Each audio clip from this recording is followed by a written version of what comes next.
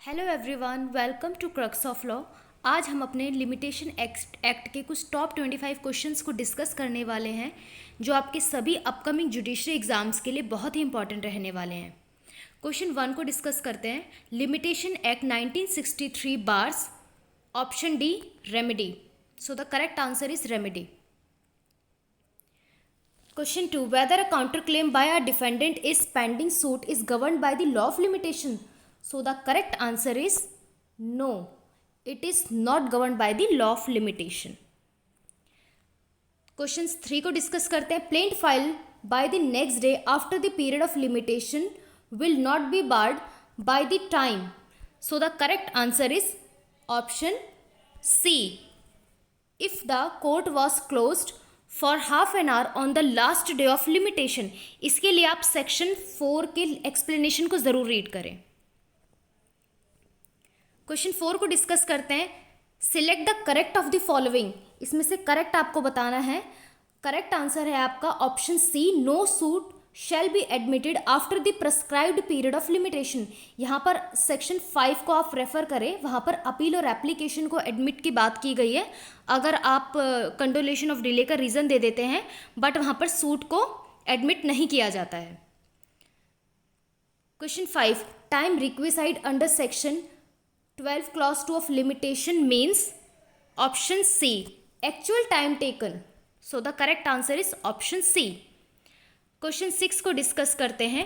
Under section 14 of the limitation act 1963 defect the jurisdiction must relate to. Section 14 के अंदर कुछ jurisdiction को बताया गया है, तो आपको बताना है कि कौन सी ज्यूरिसडिक्शन रिलेट करती है. टेरिटोरियल, पेक्यूलियर ज्यूरिसडिक्शन या सब्जेक्ट मैटर. तो यहाँ पर any of the above is your correct answer, option D. 7.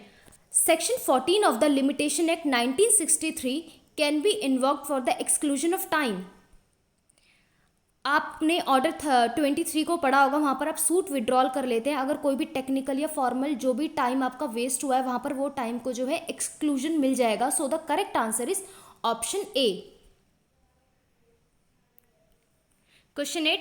Section 17 of the limitation act not take within its ambit. Section 17 अगर आप रीड करेंगे तो वहाँ पर अपील की बात नहीं होती है, वहाँ पर सिर्फ एप्लीकेशन और सूट की बात होती है. So correct answer is your option A. Question 9. The fraud contemplated by section 17 of the limitation act 1963. ये सेक्शन 17 हमारे फ्रॉड की बात करता है, तो यहाँ पर हमारा करेक्ट आंसर होगा by defendant, option B. Question 10 पढ़ते हैं. Acknowledgement after the period of limitation. So the correct answer is no effect. Question 11 को रीड करते हैं. Under the provision of subsection 2 of section 18 of the limitation act oral evidence of the date of acknowledgement is permissible if the acknowledgement is. क्या वो dated होगी, क्या वो undated होगी, या date of acknowledgement is altered हो जाएगा, या all of the above. Correct answer आपका होगा ऑप्शन बी इज अनडेटेड. तभी तो ओरल एविडेंस की बात कर रही है. अगर वो डेटेड होगी तो वैसे भी रिटर्न हो जाएगा. क्वेश्चन 12 की बात करते हैं. After the institution of suit a new defendant is substituted. A suit is deemed to have been instituted as regard him. Correct answer है option A, when he was made a party. Question 13 को discuss करते हैं.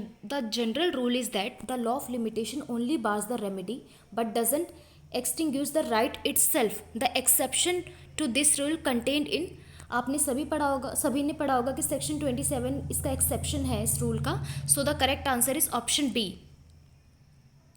Question 14. For filing a suit to enforce payment of money secured by a mortgage or otherwise charge upon a immovable property for a period of limitation prescribed is 12 years when the money sued for becomes due. So the correct answer is option A.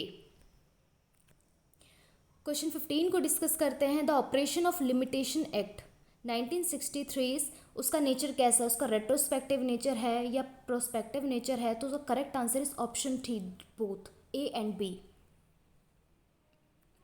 Question 16. What is a prescribed limitation for filing a suit by a mortgage for foreclosure reckoned from the date when the money secured by the mortgage becomes due? So the correct option is option D, 30 years. Question 17 discuss करते हैं. The limitation for filing a suit by a surety against the principal debtor would be 3 years from the date on which. Correct answer is option B, the amount paid by the surety to the creditor. 12. For a suit of possession of immovable property based on title, the period of limitation is option C, 12 years from the date when the possession of defendant become adverse to the plaintiff. Question 19 को discuss करते हैं. Period of limitation for setting aside and x party decrease, उसका कितना limitation period रहता है? उसका period limitation रहता है option A. Correct answer is option A, 30 days. Question 20 discuss करते हैं. The period of limitation for filing revision petition to the high court under section 115 ऑफ CPC. Correct answer is option C, 90 days. Question 21. In case of suit for property which the plaintiff has conveyed while insane, the time from which the period of limitation begins to run is. Correct answer is option D. A में देखिए when the plaintiff is restored the sanity, जब वो sanity को जब उसका ठीक हो जाएगा. और बी ऑप्शन है the date of the property was conveyed. तो करेक्ट आंसर है इसका option D, A and B both. Question 22 को डिस्कस करते हैं. The period of limitation for filing an application to restore a suit dismissed for default of appearance is. Correct answer है आपका option A, 30 days from date of dismissed. तो correct answer होगा आपका option A. 23 को discuss करते हैं. The limitation to obtain a declaration of title of immovable property. तो correct answer होगा आपका option B, 3 years when the right to sue first occurs. Question 24 को डिस्कस करते हैं. By a landlord to recover possession from a tenant, the period of limitation is option D, 12 years. Question 25 last question है जो हम discuss करेंगे अब. What is the limitation for filing a suit for recovery of the arrears of rent. इसका correct answer है option A, 3 years from the date of arrears become due. ये हमारे top 25 question थे. बहुत ही इंपॉर्टेंट लिमिटेशन एक्ट के questions को हमने कवर किया है. अगर आपको ये सीरीज़ अच्छी लग रही है प्लीज़ कमेंट कीजिए. हम आपके ऐसे ही लेक्चर्स और भी बनाएंगे. इंपॉर्टेंट क्वेश्चंस को रिसर्च करके हम आपके लिए लेकर आएंगे. अगर आपको ये चैनल अच्छा लगा है प्लीज़ लाइक और सब्सक्राइब कीजिए. और हमारा पब्लिक ग्रुप टेलीग्राम ज्वाइन भी कर सकते हैं आप. नीचे डिस्क्रिप्शन में इसका लिंक अवेलेबल रहेगा. Thank you so much.